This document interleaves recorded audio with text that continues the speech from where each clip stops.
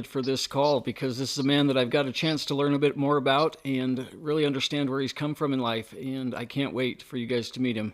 And with that, Jack, I would love to pass this over to you and let you share a little bit of your history, your story, and kind of what brought you to this point. And I know that some emotions might come up, and I'm sorry that if I get to be the one crying on the phone today, but I truly appreciate you being here. And with that, Jack, why don't you let everybody know who you are and what brought you to this point in life? Awesome, Kurt. I appreciate it. And I think it was a godsend for me to find your initial video, grasping at straws, trying to connect with people ever since I started this journey in early 2018.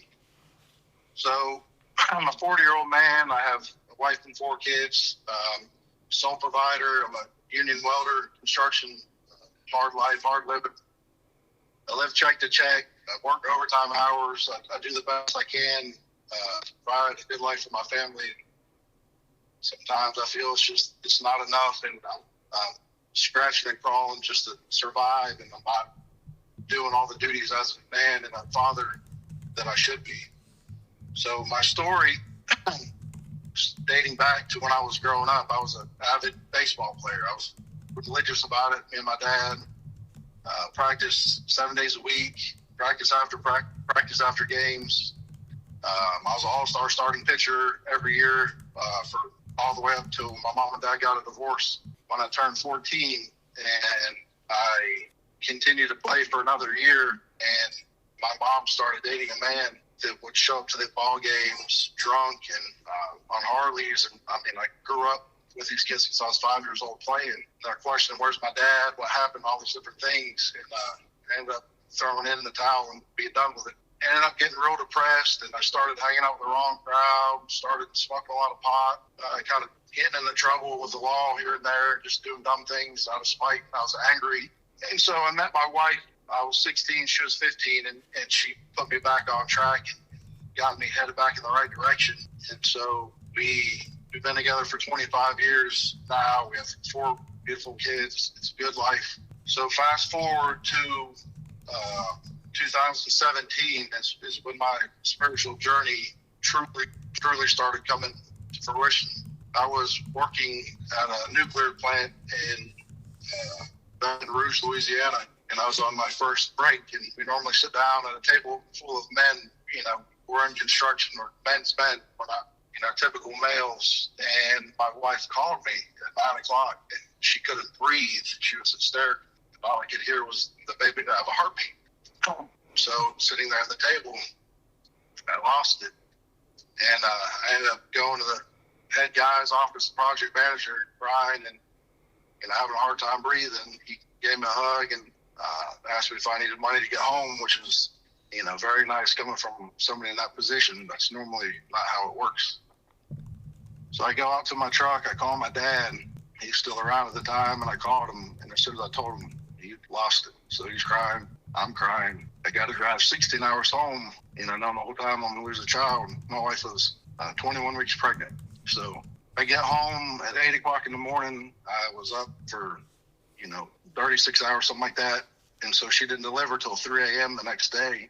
And because the baby was too far along to have it, however they do the termination that way, so she had to deliver. And so at that time, it was about 3 in the morning, she delivered, and the placenta wouldn't detach, so she started hemorrhaging. And at that time, the anesthesiologist rushes in. They rush her out for emergency surgery. She starts vomiting blood, and she passes out. So, pacing the halls, praying to, not lose her too. I just lost the baby. And so about an hour and a half later, the doctor comes out and tells us that she's okay. She had to have, I don't remember how many, 7 pints, liters, whatever it was, transfusions of blood.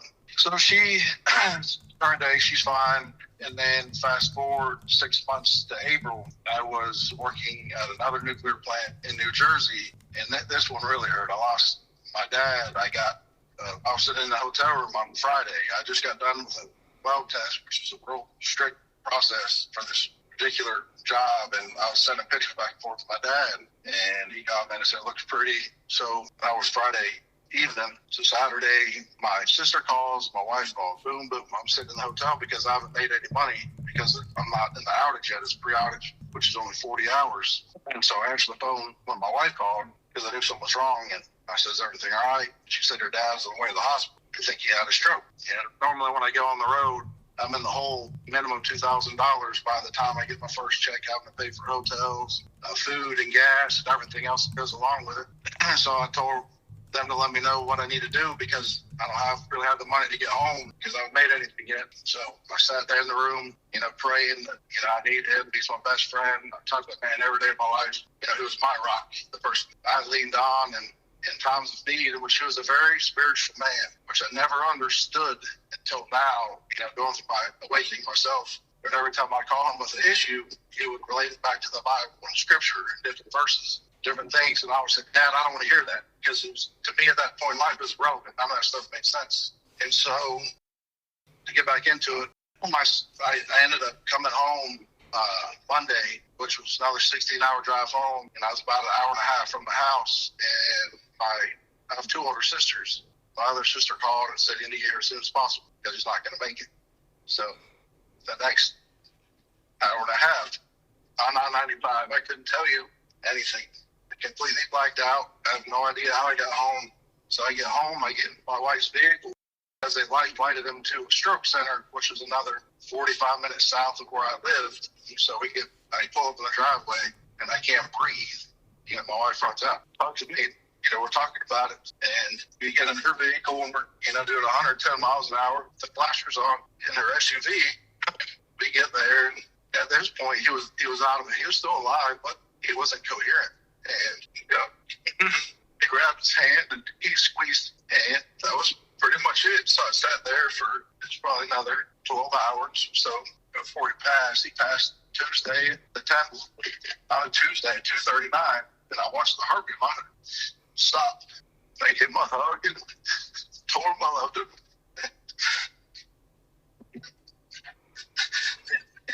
Well, I'll see him again one day.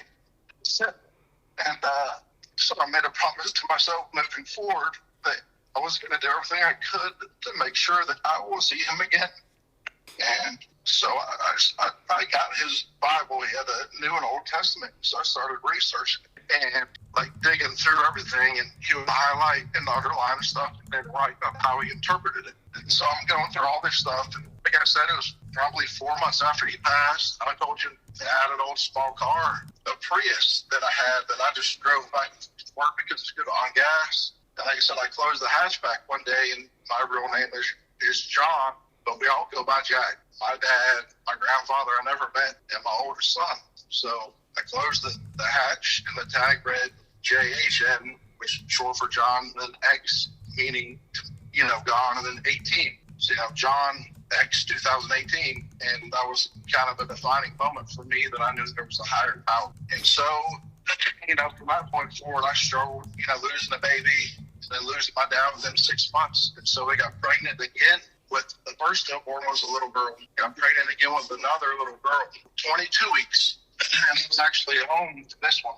And we went to an ultrasound. And mid-ultrasound, the tech left the room, and my wife lost it. And so I was trying to hold it together, saying that maybe she had to take it for a phone call, that there's, everything's going to be fine, that there's nothing wrong with the baby. So she comes back in and says that we have to go to the ER ASAP. There's an issue with the baby. So at this point, we loaded her car, we're both crying. I'm questioning what I did as a person to have to deserve all this, because I try to be a good man, an honest guy, to do the right thing, all the things that I believe a man should do in life.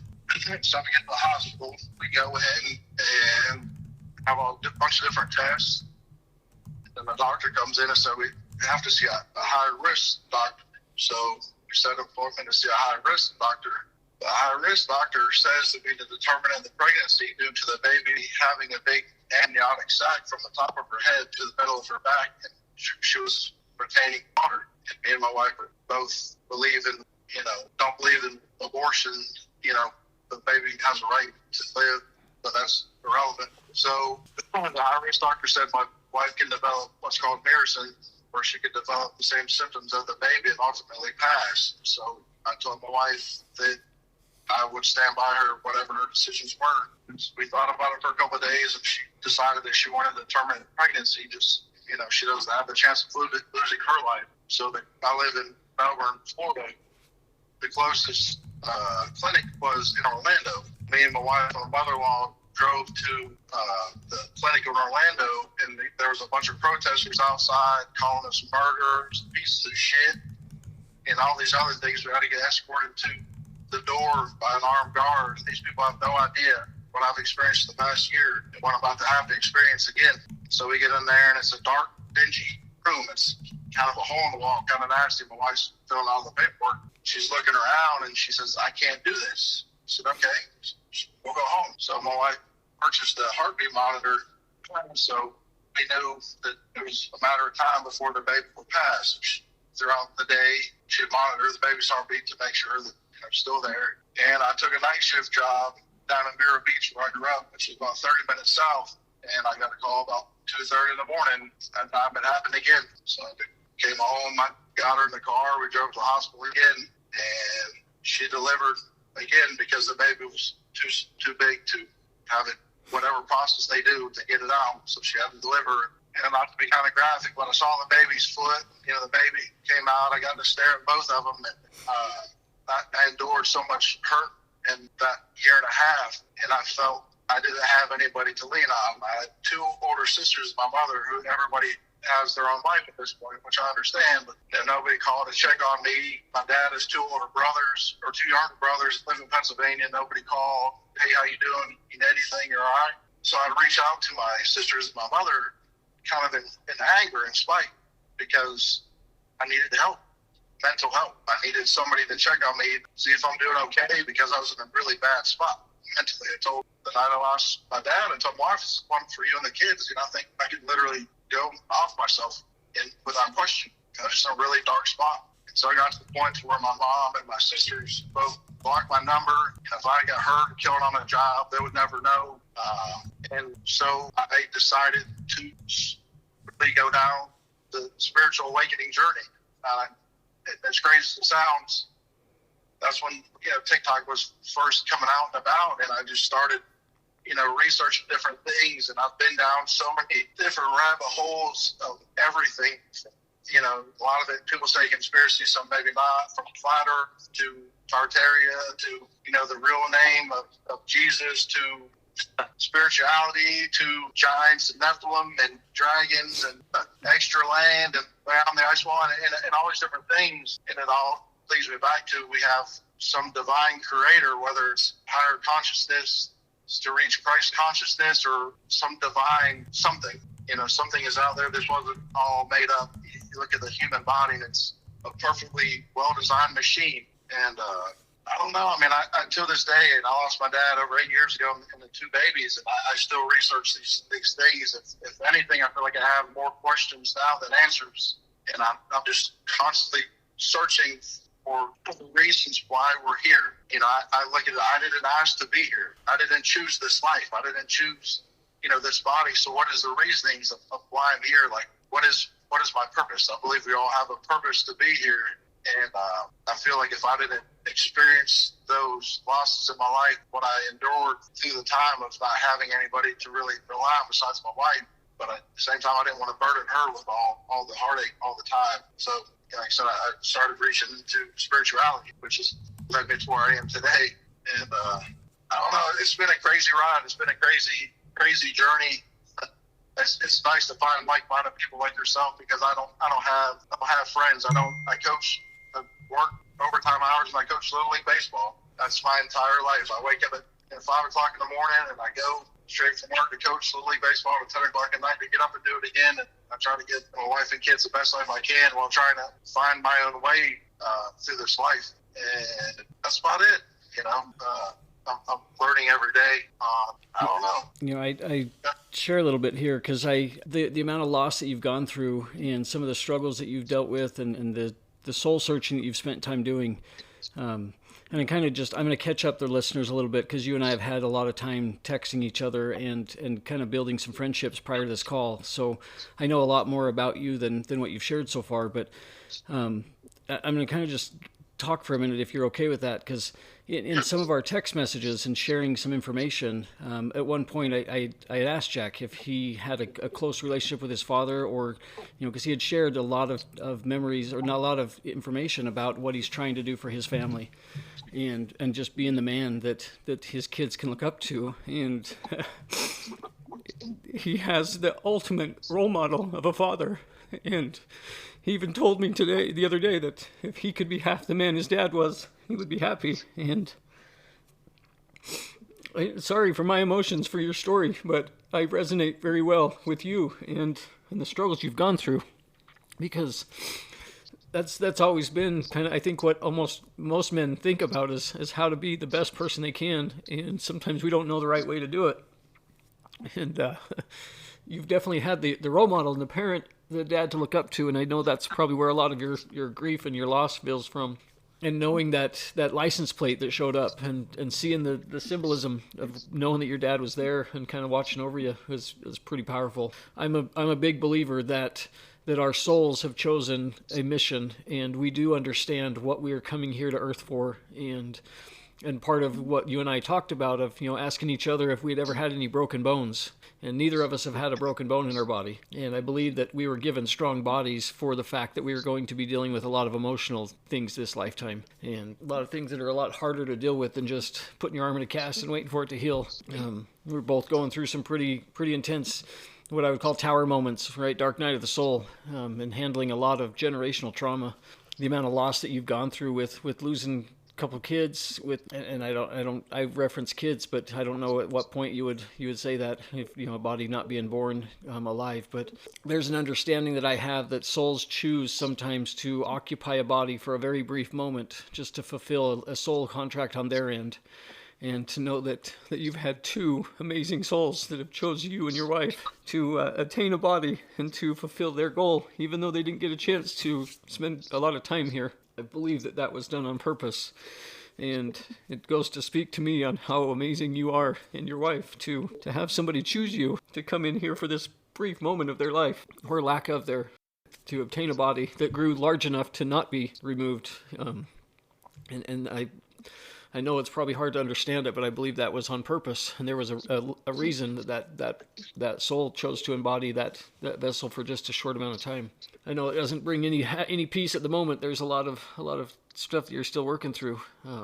I'll give you some more time to keep talking, but I just feel like there was more emotions on my end knowing your story, and I feel like I'm very empathic, and I like to think that I can sometimes absorb people's emotions, but not because I'm taking them from you or fixing things. I just tend to sense it a lot, and I've been more excited for this conversation and get to knowing you more than I think I had let on. I was just waiting to talk to you, because the time that we've spent on the phone with texting just built an immediate friendship. So you're an amazing person, sir. I truly appreciate it. I mean, it means a lot, because I struggle, like I said, to find and connect with genuine people. And I feel, as soon as I watched your first video you posted, I knew that it was very genuine. There's nothing, no clout chasing, no follower chasing, just real, raw emotion. I knew automatically, like, I had a connection. And so that's everything, And as soon as, the thing about it is, whenever you send me the friend request, because I knew you blew up. And so the fact that you went out of your way to send me a friend request, I said, holy crap, this guy, wants to connect. And that's when I wrote you that, big long message about my experience. But I'm bounced around so much that I forgot to mention. So, at the time I had my two oldest boys, and then lost first baby, which was a girl, lost my dad, lost second baby, which was a girl, tried again, got another boy. And then, so my wife said she's never going to feel like her life's complete, because she's always dreamt of having that little girl to go to dance, to be mini-me, to go shopping with, all these different things. And so she said, I want to try one more time. I never, not that I wouldn't change anything for the world, but having 4 kids with no help is a lot. And so we decided to try one more time, and we got her. So you can do a blood test which checks for the chromosomes. I was at work, and she did the finger prick and sent it off. And then it came back to her email. She pulled up from work, and we're walking to the garage. And she said, "Get a she has a surprise. I said, all right. And she opened up her phone to the email, and it was a present. And so you click on the present, and depending on the gender of your child, it's going to pop open with the colors, kind of, like you do in a birth surprise. She clicked on it, and it popped open pink. And so I lost it.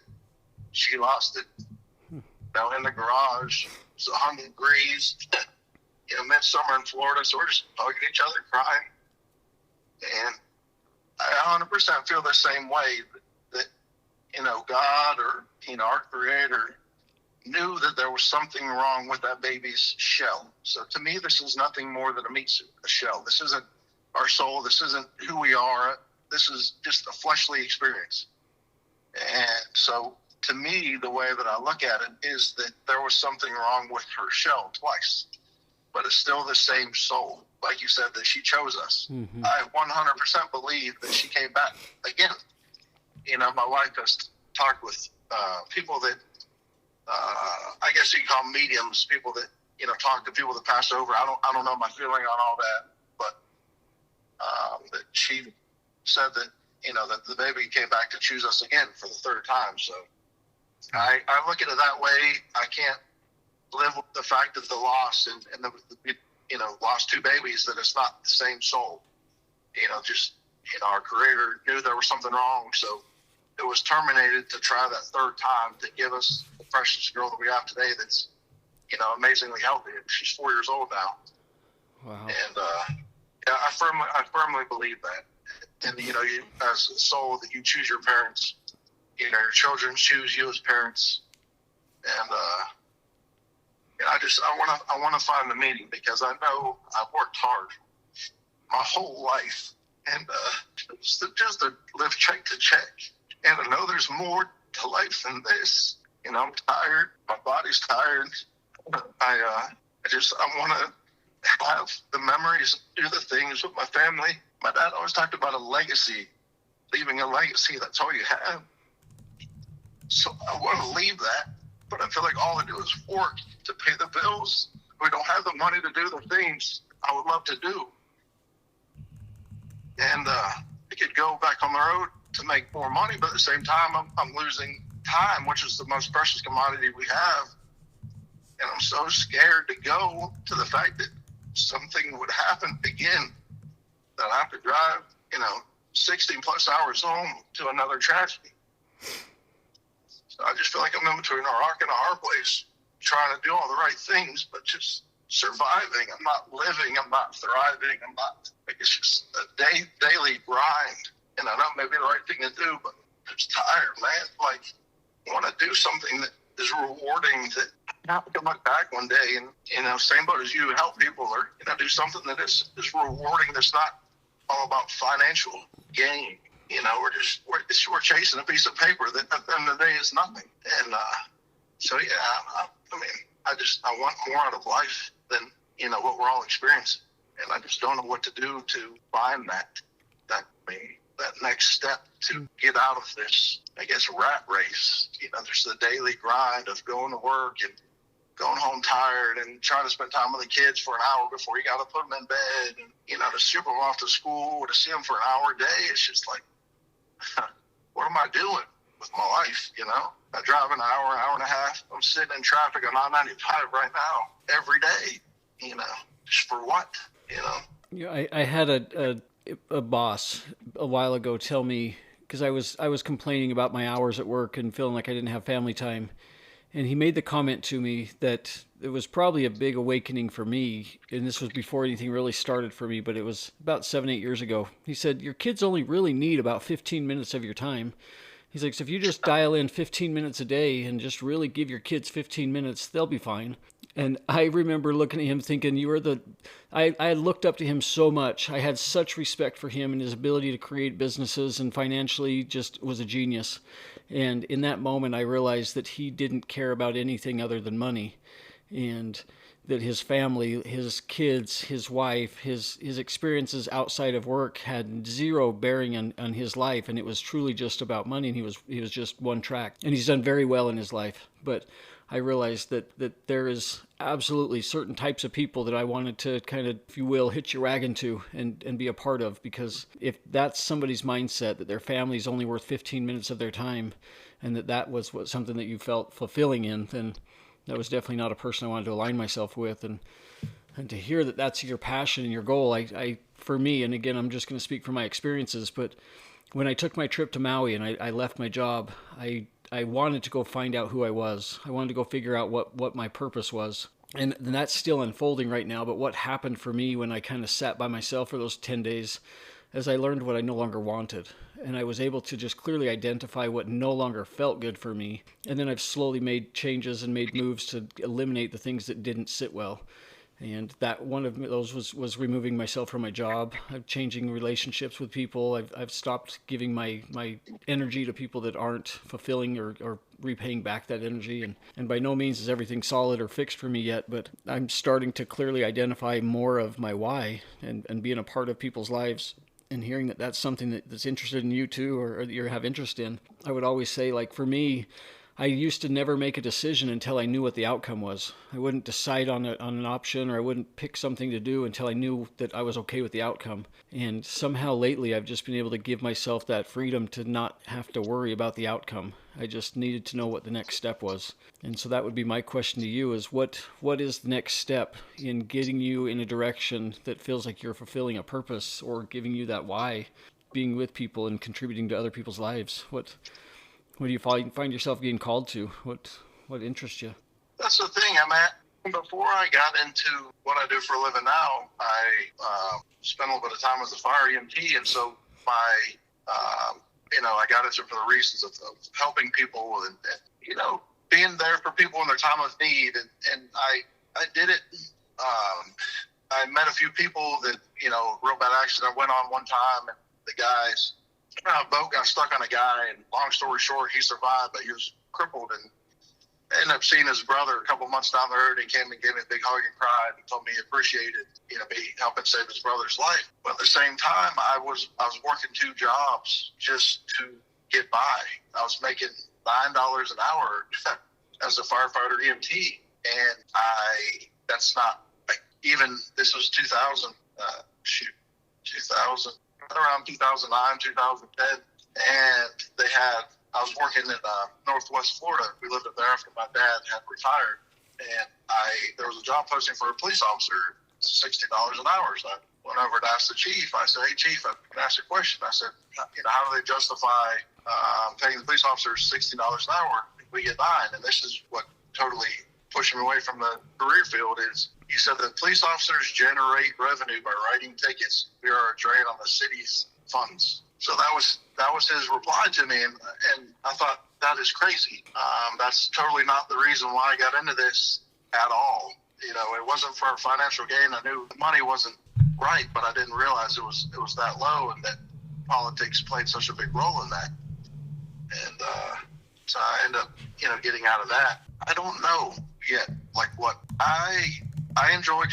I enjoy like deep conversations with people that they don't have to feel like they're putting up a wall or a shield or just raw, genuine. But I don't know what I could do as far as that is a financial means. Mm-hmm. I think that me being a welder for quite a few years now, that I think it'd be pretty neat to have some form of a shop where I could teach it and give back that way, and help people do something other than whatever office job or whatever they're doing in life. Maybe find a new career field, and a lot of the conversations, it's interpersonal. You're one-on-one in the booth, and so a lot of people will open up and like to talk that way, and I'd like to have conversations of people that are whatever their life stories are. Maybe give them a piece of advice through that. I haven't found out what my niche is. Mm-hmm. I don't know if I ever find out, but I want to do more than what I'm doing. Like I said, it's a tireless battle of just surviving. Yeah. And I feel like my life's flying by. I'm in that everyday routine to where I go to work, come home, baseball, just the same thing. I feel like I'm not going anywhere. My kids are growing, I'm getting older, and I want more. I want more of this life, not a financial, more of a connection, even with like my own family. my son's 14 now. He'll be 14 on Sunday, and he's getting to that point now where, Dad's not cool anymore. He likes to hide from me, and he doesn't want to have those conversations anymore. Well, he doesn't understand that those things mean a lot to me, but he wants to keep it sheltered and with his friends and stuff. So it kind of hurts. I don't ever want to lose that bond, that innocence of children being able to talk to me without being judged or talked down to. I just always want to have an open relationship. I feel like I'm kind of losing it with them. And that was one of my struggles that I had, as I started realizing that my friendships, my relationships with my daughters were slowly becoming more and more quiet. They were finding themselves being more secluded from the family, and I started paying attention to that, and I had those same thoughts with you, and I didn't know the solution. I didn't know how to fix it, and my mind goes to just ask. Like, if you don't know what the problem is, then go ask. And so I did. I sat down with all three of my girls individually, and I asked them to tell me what is going wrong with our relationship and how come we don't have a connection. And all three of them said, Dad, you already know. We already told you. And I'm like, would you please treat me as if I have amnesia? Tell me in every aspect of ways that I've caused problems, things I've done wrong, things that you've enjoyed, and talk to me like I don't have any clue who my past self was. And we had each of my daughters anywhere from a 2 to 3 hour conversation where they shared with me stuff that I had done wrong in their life, the things that I don't even recall sometimes, things that I've said to my daughters that just break my heart today. And I started learning and putting together the patterns of why I was disconnecting from my kids, or why my kids were disconnecting from me. And I made a conscious choice to want to change that and to apologize for stuff I had done. My middle daughter right now, she's 19 years old, and she told me that when she was 12 years old, I pinched her belly and I said, it's probably time to get rid of this baby fat. And to this day, I don't recall ever saying that. I don't know why any person would ever tell their kid that they need to work on the baby fat. You feel like a complete jackass when knowing that my daughter's carried that self-image of herself for the last 7 years. And she even tells me today, every time she gets dressed, she thinks about her clothing and wondering if it's going to show. This kid is a freaking amazing athlete. She state qualifying champion wrestler in girls wrestling. She's up at Utah State playing rugby with the women's rugby team right now. And she is rock solid muscle. And to this day, I think she would totally kick my ass. And she has built her body in a way that would give her this image that I ruined 7 years ago. And I know I can't fix what I said, but that was my intention, was to trying to work through some of the stuff I did and to rebuild those relationships. So it happened for me by just asking bluntly. And I don't know if that's something that would work for you, but that would be my only advice, because that's the only way that I figured out how to work for myself, is ask like you have no clue and ask for an honest answer. But I knew I was in a mind space at that time where I could handle the answer and respond in a loving way. And things have switched for me too. I've had this really weird kind of overwhelming unconditional love. I love everything and everybody right now. And I don't know if there's a person in the world that could get me upset right now. And life's not perfect at all by any means, but there's a lot of things changing right now, and a lot of energies kind of coming online. And that's kind of what I think is happening, is a lot of us men or guys that have dealt with some struggles in life and had to be the hard ass are awakening to a divine feminine energy right now. And I think that's where a lot of the emotions come out. But if you're okay with it, Jack, I'd love you to maybe give yourself or give us a quick description of what you look like. I've seen a picture of you, and I think I would love people to understand who you are and where you come from, because we carry these masks, we carry these images of ourselves, and we build our bodies to a certain spot to feel good. But when you realize that deep inside is way different than what we've created on the outside, if you're okay with that, I'd love you, and I can describe you too, but... No, it's fine. Yeah, I'm 6'3". I'm 280 pounds. I got tattoos all over my arms, both sleeves. And a big beard. I'm not an arrogant, cocky guy by any means, but I'm a intimidating figure from the outside. And people always perceive me as like the big bad wolf and big bear and all these other things. In reality, if they ever talk to me, I'm one of the most kind-hearted people you'll ever meet. I'm very soft but I don't know if I kind of did that after I lost my dad, kind of putting on that image out of hurt and just want to be left alone. I've always worked out. But the whole tattoo thing, like I did my right arm dedicated to my dad, and I have pictures of him, and he'd always do the "I love you" sign language when I was leaving. So I have a lot of different things like that. But possibly just out of hurt, just everybody to leave me alone, I guess is what you want to say. People look at me and they think one thing, and then they talk to me, and I'm a completely different person than what the eyes meet. And I think that's caused a lot of problems maybe with people judging a book by its cover, because they just see a big, goofy, dumb guy with tattoos, construction worker, but I'm actually pretty intelligent, very humble, down-to-earth guy. Well, and the humble side of it, I think, is true, because even describing yourself, I don't think you give yourself credit for the work you put in. But I'm going to share a little bit. But Jack sent me a picture of himself, and if you can picture a 285-pound rock-solid muscle that would compete in a bodybuilding competition, that's Jack. And to see him with just a ripped performance body that is any guy's dream, I think is crazy to see what he's done, and to do that through the adversities that he's faced and the loss in his family, and continuing to work and driving so many miles away and just grinding. It goes to show who you are as a man. And first of all, I'm more blessed than anything to have you as a friend, and I truly appreciate you. There's definitely a very humbled man behind that appearance, and like I said, I feel grateful that we had a chance to connect and to share your story, because it's unreal to me to know that you carry a lot of heaviness inside, and the appearance that you're okay, but I think a lot of people do that, and we're not always okay. Yeah, like I said, I mean, if I could be in their court of the man, and my kids to look at me the way that I do my dad, I did my job. I just want them to know I gave them my all, that I genuinely tried to do right things as a man, as a husband, as a dad, as a provider. I hope one day they get it, that I tried. I definitely think that's coming. I think one of my happiest moments that my wife had.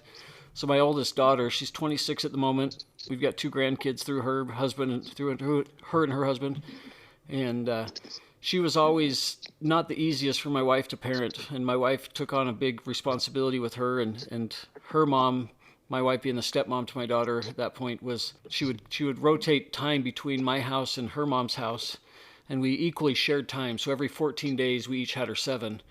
So she was with her mom on Mondays and Tuesdays, with me on Wednesdays and Thursdays, and then we rotated the weekends. So every 2 weeks it was equal. And it seemed like Wednesday night was the download night. That was the time that she had to kind of vent all the stuff that had happened in her time with her mom, and my wife took the brunt of a lot of that, and she taught her a lot of things about how to be responsible, how to do laundry, how to do dishes, how to clean a house, how to just to do the basics of being a mom. And to this day, my daughter now is the iconic mom. She has broken every generational problem, every trauma that I've ever seen in my family and my bloodline. She's raising her 2 kids, going to school, getting her master's degree, and her husband has his master's. She's teaching my 2-year-old grandson how to handle his emotions, and to understand when he's frustrated and when he's happy and when he's sad, and he knows that when things are feeling off, he can take a minute and put himself in his own timeout, and he sings a song to himself to get himself happy. And my daughter's teaching this 2-year-old how to handle his emotions. And she's even made reference before, like, realizing growing up that all the stuff that we'd asked her to do, and all the chores and all the cleaning and doing things a certain way, was such a pain in the butt. But then as she took on her own family and has her own home, that she's very grateful for those lessons that she learned. And then to see how she's applied it 10 times better than anything I could have ever taught, or my wife had taught, that I would say that for your kids, they're seeing those lessons, they're seeing what you're doing, and they just may not know how to understand it or how to express it. But that's one of those things with time. All good things come in time. My favorite saying, time will either promote you or expose you, and with enough time, all the truths always come out. So having a son that's in his teenage years and just wanting to do his own thing, I know that's probably the struggle, is you just want them to understand, or at least comprehend, that what you're doing for them is the best. And I definitely think they see it. They definitely carry it with them, and there'll be a time where you'll get the recognition, just as you've shared with your experience with your father, what he's done for you. I think there's obviously time coming for that, but it definitely hurts when you don't get exactly what you need in the moment. But Well, tell me what do you have planned moving forward? What does life look like for you so far, or what do you want to work towards? I did the best I could. It's just, like I said, I struggle severely, feel like I'm not doing enough as a man, as a dad, provider, and father, and husband. It's just, I feel like I'm always gone, and I don't see him in passing, or I tuck him in the bed, and I go in the shower, cry, just struggling. So unfortunately, at this point, we kind of lost connection with the phone call with Jack, and as he was driving home, that service dropped. So we're going to reconvene, and we'll get the part 2 to the rest of his story out. And I truly appreciate you, Jack, and I thank you.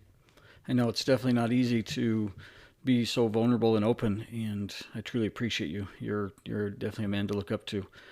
And with that, I thank you guys all for the time that you spent with us and listening to these podcasts and giving us the support. And as our community grows and the stories continue to be shared, I challenge you each to share yours and schedule a time. We've got links to the Google Calendar. It's on my TikTok page as well as the Instagram page. So on TikTok, you can find me at Cody Rampton. And on Instagram, it's at The Awakened Stranger. And these podcasts are all being duplicated from Spotify to Amazon Music and now also on YouTube. So multiple platforms, you can listen to them all from really any space that you want.